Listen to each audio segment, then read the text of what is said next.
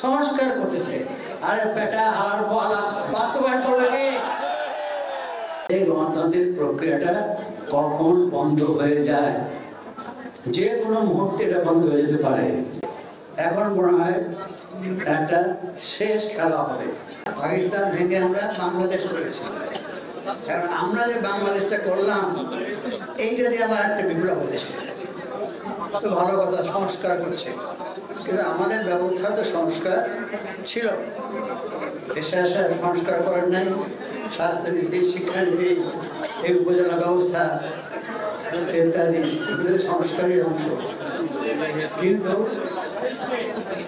এখন এটা কোন পর্যায়ে পড়বে, দেশে একটা নির্বাচন হবে কি হবে না, করতে দেবে কি দেবে না, এই দোদুল্যমান অবস্থার ভিতরে আমরা বসবাস করছি। আমি অনেক সময় হালকা মেজাজে কথা বলে পড়ি, বাবা নির্বাচন করার প্রয়োজন কি? তোমরা দুইটা তো দল আছো, তোমরা যে কটা আসন আছে ভাগাভাগি করে নাও, যে কটা মন্ত্রিসভা প্রয়োজন ভাগাভাগি করে নাও। মাঝখান থেকে 2000 কোটি টাকা, 3000 কোটি টাকা বা 5000 কোটি টাকা খরচ করে নির্বাচন করার প্রয়োজন কি? কেন কথা বলি, অমুকে নির্বাচন করতে দেবে না, অমুকে নির্বাচন করতে দেবে না।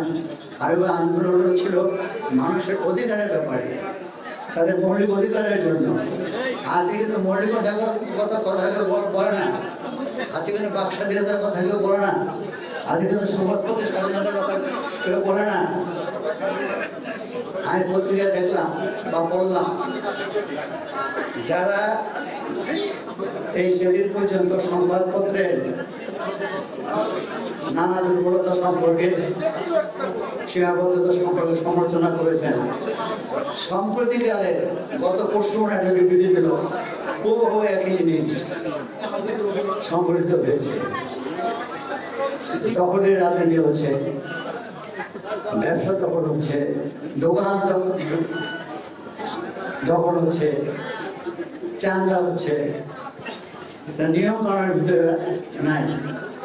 কিন্তু আমাদের দুঃখ লাগে যে এই দেশের যারা রাজনীতি করেছে, এই দেশের মানুষের সাথে যারা সংগ্রাম করেছে, আন্দোলন করেছে, তাদেরকে বাদ দিয়ে এখন দেশ কারা চালাচ্ছে? Non government. গভর্নমেন্ট চালাচ্ছে কারা? Non government. তাদের চলার কথা না নাকি?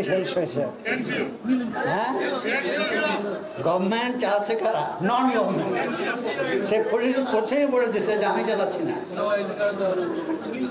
আর ওদের দেশে কারা? যারা এই দেশে বসবাস করতেন না। দেখেন, অনেকভাবে আমাদেরকে অপমান করা হয়েছে, এই জাতিকে অপমান করা হয়েছে, কিন্তু এইবার যেভাবে অপমান করছে এটা ইতিহাসে লেখা থাকবে। কোথায় আমেরিকা ছিল, কোথায় লন্ডনে ছিল, কোথায় জাপানে ছিল, তাদেরকে আইনা বই লাগাইতেছে, সংস্কার করতেছে। আরে বেটা আর বলা বাস্তবায়ন করবে কে?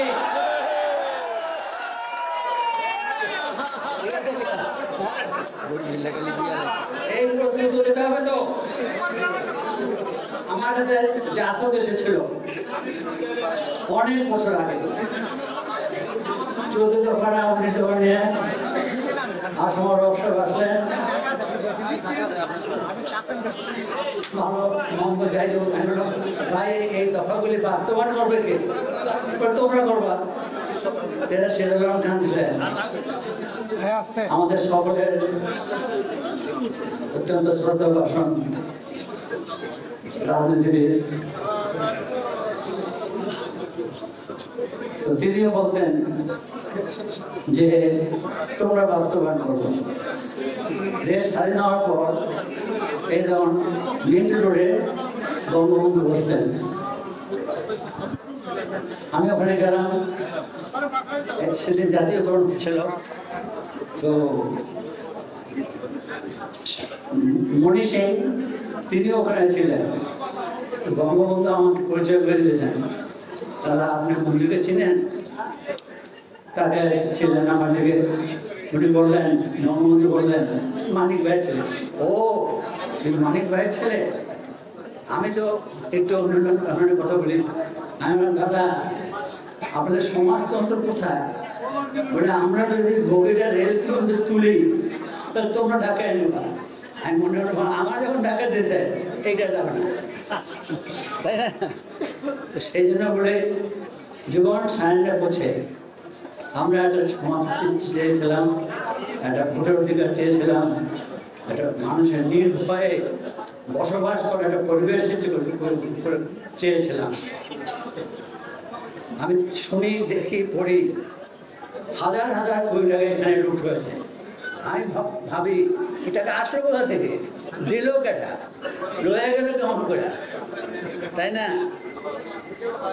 এত টাকা, অথচ আমাদের অর্থের অভাবে অনেক বার্ষিক উন্নয়ন কাজ সম্পন্ন করা সম্ভব হয় না। সে যাই হোক, আমরা যে রাজনীতি করছি ভয় দেখায় আমাদের, আঙুল ভেঙে দেবো, মাথা ভেঙে দেবো, কি যে কয় বুঝি না পোড়াবানেরা, তাই না? আমরা কত লোকের মাথা ভাঙছি ও হালা জানে না, তাই না? সেই জন্য বলে যে একটা প্রান্তিক পর্যায়ে আমরা চলে এসেছি। এখন মনে হয় একটা শেষ খেলা হবে। দ্বন্দ্ব এখন অনিবার্য। বাংলাটা কথা আছে, ভাত দেওয়ার মুরত নাই, কিলানের মশাই। মিনারা বড় বড় কথা কও, সবাই থেকে আমার শরীরে চলে হয়ে গেছি। আবার বলা তুই গন্ধ তো শেষ কার কাছ থেকে, তোর তো আমি গন্ধ শিখাইছি বেটা, তোর বাপের শিখা। কথা বুঝতে হবে, তারা যে ভাষায় কথা বলে আমরাও সেই ভাষায় কথা বলতে জানি, কিন্তু কথাটা হলো ভয় দেখায় দেশ চালায়। এটা কোনো কথা হলো? এই সরকার না, সব সরকার। দেশ স্বাধীন হয়েছে পাকিস্তান আমলে ভালো কথা, তারা ভয় দেখাইতো, তারা মারতো, তারা জেলে দিত, এখনো মারে, এখনো জেলে দেয়, এখনো কিল দেয়। পার্থক্যটা কি হলো? পার্থক্যটা এই হলো, আদমজির জায়গায় আর এক আদমজি হয়েছে, 12 পরিবারের জায়গায় কত 1000 পরিবার হচ্ছে। এই জন্য তো বাংলাদেশ করা হয় না, এই জন্য তারা 30,000 লোক এখানে আত্মাহুতি দেয় না। সেই জন্য বলি, এখানে যারা রাজনীতি করবেন, করছেন, তাদের দায়িত্ব অনেক বেশি। এটা বুঝে শুনে আসবেন। এবং এখানে একটা গণতন্ত্র, এই বাংলাদেশের 54 বছরে একটা গণতান্ত্রিক ব্যবস্থা চালাবার চেষ্টা করা হচ্ছে। এখন সেই চেষ্টাটা হয়তো নাই।